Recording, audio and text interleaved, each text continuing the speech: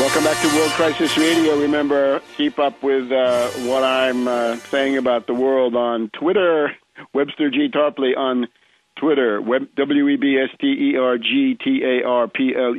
on Twitter. Global price fears mount as food raw materials soar. Europe's central bank head warns on inflation. So, Trichet, the head of the European Central Bank, now threatens to go to a full ballooning deflationary policy by increasing the interest rates to respond to what he sees is a jump upwards in consumer prices. Well, this is certainly there. From the bottom reached in the middle, say, of 2009, we are shown here in the Wall Street Journal, Brazil, China, UK, Eurozone, and U.S. all spiking upward. And part of this is increased demand from China, Brazil, and other developing dirigist economies.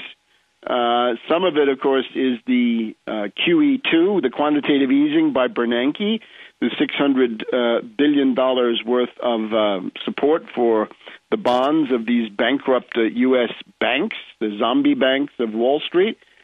So they're going to strangle the European economies even further. Just this week, very important news, the British austerity plan is a program of national suicide. That we knew.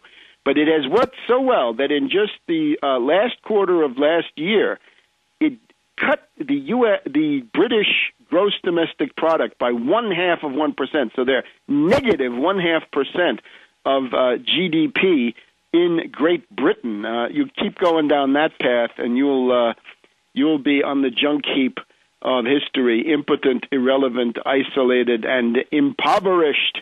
So no austerity. Now, no austerity. Let's look at the rest of the economic background. This morning, there's some mildly positive news, a little bit of an uptick in the U.S. GDP in the last couple of months of last year. So now we have all these manic commentators. There's no double-dip recession. Yeah, there's one continuous depression, and you have little upticks and downticks within that. It's obviously not a perfectly linear process. We're also told now that the deficit for the current year is going to be above $1.5 trillion. Well, it's not good, but it's not the end of the world either. If you want to take your money out of U.S. Treasuries, where are you going to put it? You're going to put it in the euro, in Japan? Where are you going to put it? You want to put it in China? Well, then you'll take your chances over there, too, where inflation is now rising. So the Social Security Administration has now begun to dip into the trust fund, which is trillions of dollars of U.S. Treasury securities, the most reputable securities in the world. This will lead to new calls by hysterical Republican jackals to begin privatizing Social Security, so even more of that money will go into the hands of Wall Street. But let's look at the Obama State of the Union. Now, the prelude to the Obama State of the Union, as I write in an essay on Tarpley.net, and as I said immediately with a tweet, Olbermann, this is a firing engineered by Obama. It's either Obama personally or people acting in favor of Obama, and I'm sure with his collusion. The same day that Olbermann was fired, you had Immelt, the head of GE, which again is not an industrial corporation but a hedge fund. It's GE Capital, and they were in on the bailout and on the $3.3 trillion of Fed lending. On the same day that Olbermann was fired, Immelt was cavorting in Schenectady, New York, with Olbermann, and it was clear this was to protect Obama's left flank as he engages in this extremely sharp right turn. He's going to sell out his base. He's going to stab the American people in the back on a whole series of issues.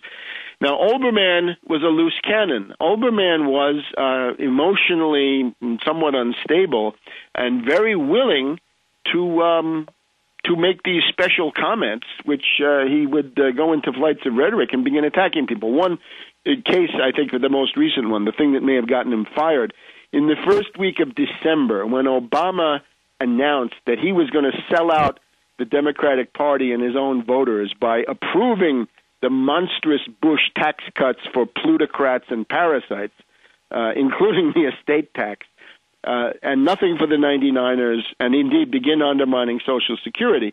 Olbermann attacked Obama with a fairly vigorous special comment, and as I recall correctly, one of the phrases in it was, "You think you're going to get reelected with this? I've got news for you. You may not even get renominated the way you're going." And I think that maybe crossed the line, because, of course, Obama lives in terror of someone coming forward to challenge him in New Hampshire and the other primaries. So it's clear Immelt was being appointed to yet another of these White House commissions. This time he was going to be the head of it. A couple of words. Immelt tells MSNBC, dump this character, rid me of him, and the rest of them all got it. Right? And the big beneficiary is Lawrence O'Donnell, who was the one of these characters who in December stuck with Obama. He said, this is a compromise. We have to have compromises. I know about Congress. I know the seriousness and the effort of these people and how wonderful they are, these wonderful staffers. He came from the Daniel Patrick Moynihan School. The previous time that the age for getting your Social Security pension was raised, you can thank Daniel Patrick Moynihan, a despicable character in every way. Senator from New York, I'm sorry to say. And that's where O'Donnell comes from. So we have Olbermann fired, Maddow, Ed Schultz, others, Matthews obviously got the message. This is a very effective way to suppress one of the principal organs of criticism. The idea that this was Comcast. Why would it be Comcast? First of all, MSNBC is under the control of GE and will be so for weeks and months to come. That has just been approved, but that has not occurred yet. And why would Comcast? What is the interest of Comcast? With Immelt, it's very clear. Immelt has made a big bet on Obama. And the way in which Olbermann served this design was Olbermann who basically got Obama the Democratic nomination, which was a big step on the way to getting elected. So that's the prelude. Now, let's look at the speech.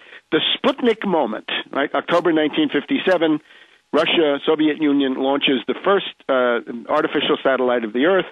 Going around the world, it's beeping. The U.S. is flat-footed. The U.S. tries to catch up. A couple of rockets blow up.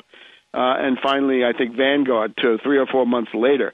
A huge shock, the complacency, the racism, the Russophobia, all of this swept aside. And the National Defense Education Act, a lot of us went to college, graduate school, thanks to Sputnik, thanks to the U.S. response. Now, Obama comes out and says, we need a Sputnik moment. Only the hollow demagogy of Obama could imagine a Sputnik moment where you're also destroying your space program. The shuttle is on its very last legs. It's essentially on life support. It's kept going with formaldehyde until the middle of this year. God knows what's going to happen after that. There is no space program anymore, and the demagogue Obama is willing to come out there and say, let's have Sputnik number 2. Well, what is Sputnik number 2? It turns out to be green jobs, these backward, wretched, anti-economical technologies, the windmill, the hypermodern windmill, and the solar cell. And the problem with these things, of course, is that unless the price of oil goes to $500 a barrel or something like this, they are anti-economical. They cannot be made to be profitable without government subsidies. Why, if these things are so great, don't they just take off on their own? And the answer is, of course, that they don't. Obama did mention clean coal and nuclear as part of a litany with solar and wind, but we know that this is simply window dressing. The critical problem here is this demagogy about green jobs. It is the crippling thing, because the more green jobs you have, the poorer you are, because you're paying in subsidies to forms of technology. When you build one of these windmills, the energy that goes into the windmill is more than you'll ever get out of it. So the more windmills you build, the bigger your net energy deficit becomes, and the more you've wasted resources. It should be going into the most modern nuclear reactors, and we need 100, count them 100. Back in a minute on World Crisis Radio.